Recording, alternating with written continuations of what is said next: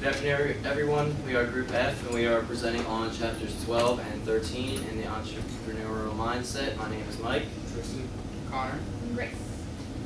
So, the first point that chapter 12 makes is that the most important job of an entrepreneurial leader is to develop an organization that finds new opportunities for you and also identifies critical competitive insights for you.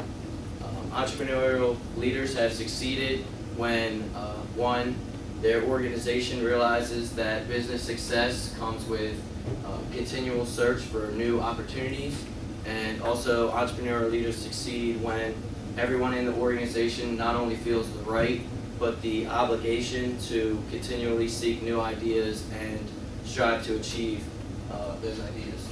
So there are three personal practices that successful entrepreneurial leaders are capable of for achieving significant and substantial business revitalization. The first one are practices that create the work culture or work climate. The second one are practices that orchestrate the process of seeking and realizing new business opportunities for business growth. And three, hands-on practices that involve problem solving with people in different arenas. So, in terms of climate setting, the main goal of climate setting is to create that pervasive sense of urgency for the entire organization, for people at the top level to bottom level employees, to always be seeking new business initiatives and business opportunities, and leading by example. It is important for leaders to create this example by acting every day in the way that you would want your employees to act, or in other words, practice what you preach. So, in terms of, So orchestrating practices has a lot to do with uncertainty.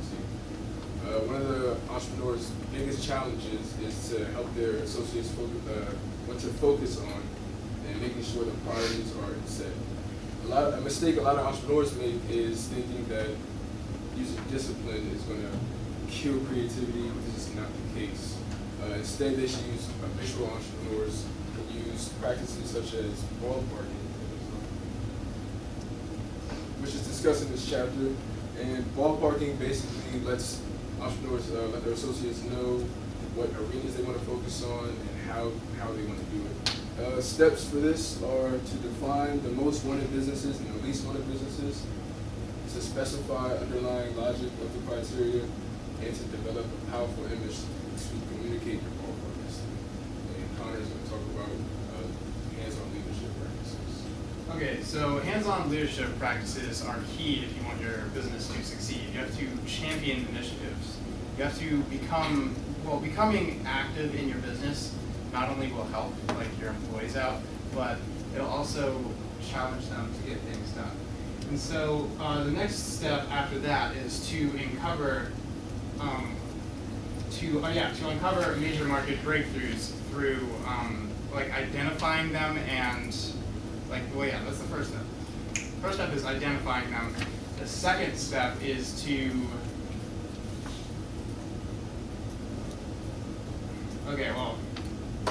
so you identify them, then you make them proper business practice so that everyone is clear on what they're doing. And then the third step would be to streamline it and make it easy and simple to use. And so the next step after that is challenging employees using framing. So you want to provide your employees with challenging frames, such as like a time frame or like a financial frame if the budget's kind of low. This would not only help them challenge themselves, but they'd be working at like their highest potential, and they'd be getting things done very effectively. After that, you're going to want to absorb uncertainty. So these days in businesses, there's lots of uncertainty, and chances are, if you're facing a lot of uncertainty, like if your employees are, then the more uncertainty they face, the more they're going to want to freeze in the headlights for fear of being wrong. So a good leader would absorb some of that uncertainty by allow it by instilling self-confidence in their employees. After that, you want to be an effective path clearer. So there's plenty of obstacles in businesses these days that can hinder not only the business itself, but the employees in getting their work done. So if you actively help those employees get through those obstacles, your business will be much better off. And now Grace will talk about the entrepreneurial edge. Hi everyone. So chapter 13 basically summarizes everything, all the points that they've covered in the whole book. They give you a set of core guidelines for managing your own entrepreneurial mindset, and those are developing insight into the customer's behavioral context in an entrepreneurial mindset. Everybody plays, experiment intelligently, exercise discipline, spend imagination instead of money. Framing is crucial to the entrepreneurial leader. Be ruthless with respect to priorities. Using fuzzy measures early on is better than using precise ones too late, and paying attention to the cost and not the rate of failure.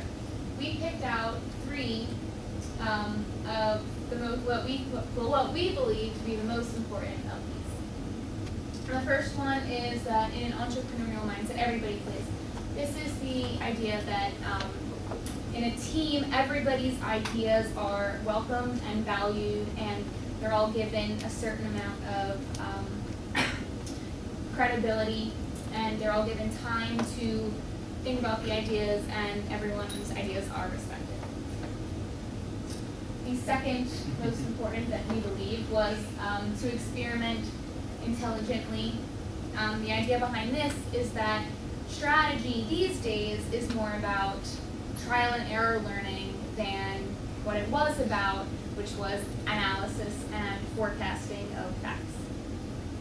And a third and probably most important one is something that Gabe talks about all the time, and that failure is not a problem, but it is a problem if you're paying attention to how often you're failing instead of the consequences behind those failures. For example, if your failure is going to cost you your whole company or business, then that is something that you need to pay attention to instead of perhaps failing, putting the date on a document once a day or something like that. So, in conclusion, we have learned from this book, The Entrepreneurial Mindset, and Pink's book, and from testimonies from Gib and other entrepreneurs, that in order to be a successful entrepreneur and to create a successful business, it takes long hours, it takes long, hard hours, and very hard work. But in the end, it can be a very rewarding profession, and especially when you are able to outwit and stay one step ahead of your competition, and really satisfy your loyal customer base and bring new products and services to your loyal customers.